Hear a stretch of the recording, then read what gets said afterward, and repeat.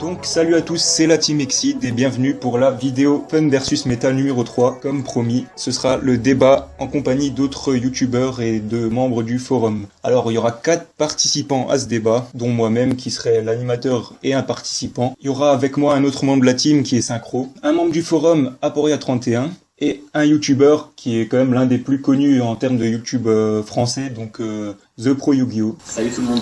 Donc ce débat, il sera sur le thème « Pourrait-on améliorer et diversifier le jeu de cartes Yu-Gi-Oh! Donc TCG, tout en gardant sa rentabilité ». Quand je parle de rentabilité, ça veut dire tout en gardant le fait que Konami se fait beaucoup de sous dessus. Ce débat donc se déroule par Skype, sans surprise je pense. Il y aura 4 personnes, 2 qui défendront plutôt le côté fun, qui sont moi et Synchro. Aporia31 qui sera, on va dire, neutre, c'est-à-dire qu'il pourra un peu défendre les deux côtés. Et The Pro Yu-Gi-Oh! Qui défendra plus le côté méta du jeu. C'est parti. Tout d'abord, ce que j'aimerais, avant de commencer, c'est que chaque participant explique un peu son opinion sur le jeu, sans trop dévoiler tous ses arguments, parce que sinon ce serait pas trop utile. Préciser s'il aime le jeu comme tel, ou s'il pense qu'il pourrait être amélioré sur certains points. Donc je propose à The Pro Yu-Gi-Oh! De commencer. Alors moi personnellement je trouve que le jeu j'aime bien le jeu actuel. Je trouve que l'ancien format était aussi pas mal parce que c'était quand même assez équitable. On avait plusieurs decks méta, donc il y avait le choix. Franchement, actuellement j'aime bien le jeu et puis le nouveau format est pas mal aussi. Donc voilà. Ok, ça fait combien de temps que t'as commencé sérieusement à jouer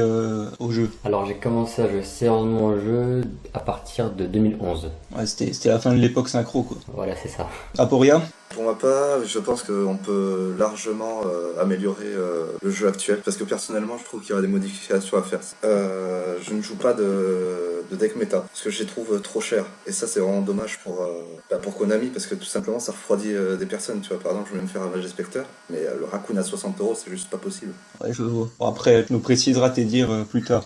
Synchro? Ça marche. Moi, on me connaît, donc je pense que je vais passer la partie présentation. Je suis assez satisfait, disons, dans le sens où j'arrive à faire des decks qui me plaisent pour pas trop cher. Bon, c'est pas des decks méta comme je le disais Apo, mais ça me dérange pas plus que ça. D'accord. Donc moi, je pense un peu comme Aporia, c'est-à-dire que bon, après les decks méta, j'ai jamais trop voulu en faire. J'ai déjà voulu jouer des archétypes méta comme Prophétie quand c'est sorti à l'époque, mais sans trop le tourner méta. Mais sinon, je pense comme Aporia que le jeu pourrait être amélioré. Il est toujours bien, hein, je m'amuse toujours en y jouant, mais je trouve qu'il s'est un peu dégradé sur certains points ces derniers temps. Je dirais ça plus en détail dans pas trop longtemps. Donc là, on va passer à au deuxième temps qui va découler sur le débat, où en fait je vais commencer à vous donner justement mes idées un peu plus détaillées pour, entre guillemets, améliorer le jeu. Et puis ensuite, vous réagirez sur ce que j'ai dit, et ça lancera le débat tout simplement de mes idées. Alors tout d'abord, je tiens à rappeler la vidéo Fun vs Meta numéro 1 que j'avais faite, qui était la banlist for the fun, donc où je touchais tous les decks, sauf les decks méta, mais ça en fait, il y en a pas beaucoup qui ont compris pourquoi, alors que je l'avais dit. Tout simplement, dans cette banlist, je touchais pas les decks méta parce que je considérais, même si ça a mis du temps et que c'est pas totalement fait à mon goût, que les decks méta seraient de toute façon touchés par la banlist réelle. C'est pour ça que je me suis penché plus sur les decks non méta. Il y en a qui peuvent penser que c'est un peu con, je le conçois, parce qu'au final, les decks non méta sont les moins forts, donc si on les touche, ça fait encore un plus gros écart. Mais ce qu'ils ont pas compris, les gens qui pensaient ça, c'est que moi, mon but, en fait, c'était vraiment d'idéalement mettre un maximum, si ce n'est tous les decks, sur un pied d'égalité. En tout cas, de les rapprocher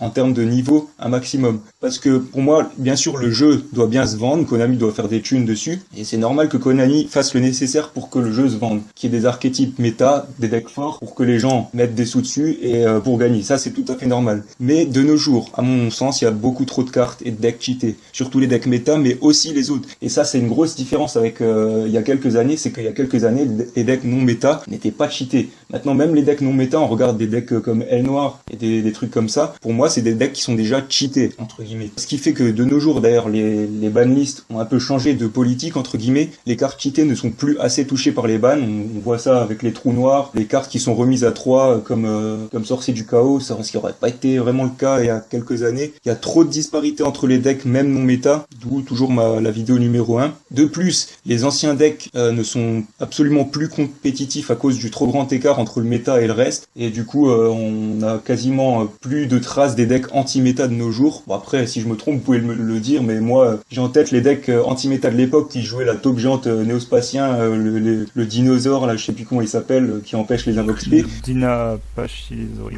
Ouais, voilà, donc ça, c'est de nos jours, on les voit plus du tout parce que c'est plus du tout utile contre le méta. Et c'est là qu'intervient mon idée, en fait, de comment améliorer le jeu. Alors, j'en ai déjà parlé avec Synchro, vite fait, parce qu'on se voit assez souvent, donc au final, on a aussi des discussions, hein. Pourquoi pas tout simplement sortir du support pour absolument tous les anciens decks au fur et à mesure, quitte à sortir un peu moins de nouveaux archétypes dans les boosters. Cela permettrait aux anciens decks de progressivement combler leur retard.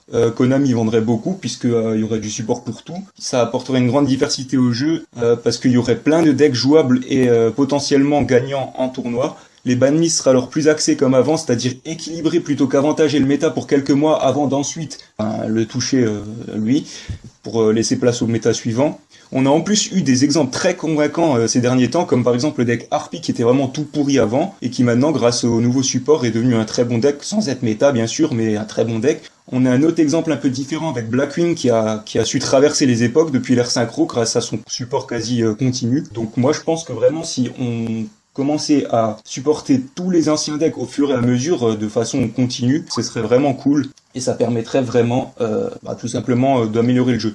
Donc là, j'ai The Pro Yu-Gi-Oh! Et Aporia qui veulent parler. Aporia a demandé en premier, donc je vais lui laisser la parole. Alors, je suis un peu deg parce que tu m'as volé tous mes arguments. C'est exactement ce à quoi je pensais, en fait. Je crache beaucoup sur Konami, mais sur une des choses, en fait, où je trouve qu'ils ont vraiment assuré, c'est de continuer de sortir, en fait, des supports pour les decks outsiders, en fait. Donc, par exemple, les Toon, ils ont sorti Aquactress, qui était vraiment fort contre Shadow. Juste un exemple, c'est un deck à 10,50€ se faire, Aquactress.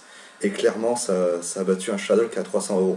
Effectivement, tu parlais de L Noir, et effectivement, c'est vrai qu'L Noir, ça a traversé les époques totalement.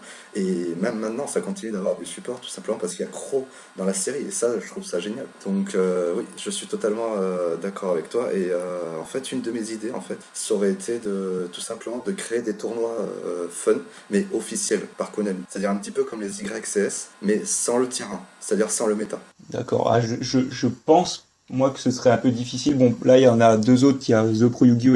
Et Synchro qui veulent réagir sur ce que je disais avant, je pense, ou sur ce que t'as dit. Je leur laisse la parole. Ouais, mais après c'est intéressant bien sûr ce que tu viens de dire. Donc là il y a The Pro Yu-Gi-Oh! Qui avait demandé en premier, donc on va lui laisser la parole. Alors, moi je suis pas tout à fait d'accord avec vous sur certains points. Déjà, je trouve ça sympathique de faire revenir d'anciens decks, mais je pense qu'il faut quand même un peu passer à des nouveautés. Moi je trouve ça bien justement qu'il y ait des nouveautés à chaque extension, plutôt que de revenir à chaque fois aux anciens decks. Pour moi, chaque deck doit faire son temps. Donc comme dernièrement les decks méta qui ont été touchés, ils ont fait leur temps. Ça allait faire un an qu'ils étaient là. Ils ont eu le temps de faire des tops en tournoi, ils ont le temps de jouer quoi, et puis maintenant c'est fini et on passe à autre chose. Pareil pour les decks actuels, donc Cosmo, Match Spectre, etc. Moi je trouve ça bien, parce que si on restait trop sur les anciens decks, ce serait trop répétitif. Peut-être qu'il y aurait beaucoup plus de diversité, qu'il y aurait plus de decks susceptibles de gagner et de faire top, mais à un moment donné il faut passer à autre chose. Mais après par contre il y a aussi autre chose. Moi je trouve quand même que c'est plutôt équilibré, parce que par exemple on peut voir actuellement Cosmo qui vaut très très cher. Cosmo peut se faire battre par certains decks beaucoup moins chers. Par exemple il y a le deck Keiju, il suffit juste de sacrifier par exemple Dark Destroyer sur le terrain adverse et c'est fini quoi. C'est pas non plus déséquilibré, peu importe les prix des decks. Après oui, ton argument est tout à fait recevable en disant que au final les decks font leur temps et après on passe à autre chose. Enfin moi, à mon goût, c'est un peu plus la politique de Magic. Je sais pas si vous connaissez, mais Magic renouvelle ses formats en interdisant de jouer les anciens au fur et à mesure. En plus, t'as dit quelque chose, c'est que c'est de toujours laisser les anciens decks et de pas sortir de nouveaux archétypes. Ce serait dommage. Ça, bien sûr, mais c'est pas totalement ce que j'ai dit. Ce que j'ai dit, c'est surtout de continuer à sortir de nouveaux archétypes, mais peut-être un petit peu moins pour laisser un peu de place dans chaque display pour du support d'anciens archétypes, tout en sortant des nouveaux. Bon, après, il y a Synchro qui voulait parler. D'abord, par rapport à ce que disaient Aporia et Pro, je pense que le problème de faire trop de support pour les anciens decks, c'est que on n'aura pas la place dans les extensions pour les nouveaux en fait. Parce que si on se retrouve à sortir que du support, on va forcément avoir un genre de lassement et les archétypes deviendront plus des types de cartes. puisque on aura des cartes qui marcheront que pour eux. Ah, si je peux me permettre, c'est déjà le cas depuis longtemps, ça. Hein. Oui, non, mais je veux dire, là encore ça va, parce que c'est pas non plus trop. Enfin, je veux dire, parmi les plus grands archétypes, il y a une vingtaine de cartes, trentaine peut-être. Enfin, non, même pas, hein, je pense pas. Et parmi ces archétypes qui ont beaucoup de cartes, généralement c'est pas les plus puissants, du coup finalement il y en a une bonne partie qui ne leur sert pas trop. C'est plus parce que ça fait partie de l'animé. Bah voilà, je pense que ça pourrait faire un manque à gagner pour Konami si on se retrouvait à avoir que une suite à des archétypes passés. Ensuite, par rapport au tournoi que proposait Aporia, moi personnellement ça me plairait beaucoup, mais je pense que ça serait vraiment dur à mettre en place, tout simplement parce que il faudrait définir exactement ce qu'est le tier 1 et il faudrait ensuite trouver un moyen de l'empêcher d'être joué, parce qu'on peut pas, enfin on pourrait interdire toutes les cartes d'un archétype dans le tournoi, mais pour être un peu, enfin bon. Après, on aurait l'apparition de tier 2, parce que par exemple, les exclus TCG maintenant, c'est pas des decks. Enfin, oui, il y a Cosmo, mais ceux que je joue, comme les UA ou comme les Kaiju que j'aimerais bien jouer, c'est pas vraiment des decks qui vont être vus forcément en tournoi, encore que les Kaiju, je sais pas encore ce qu'ils vont donner. Mais les UA, autant que je m'en souvienne, on les a pas vus. Mais si on se retrouvait avec un tier 1 interdit, on aurait l'apparition d'un tier 2 avec les UA, hein, clairement, parce que je pense que les UA ont vraiment la possibilité de faire de la place pour eux au sommet, quoi. C'est mon avis.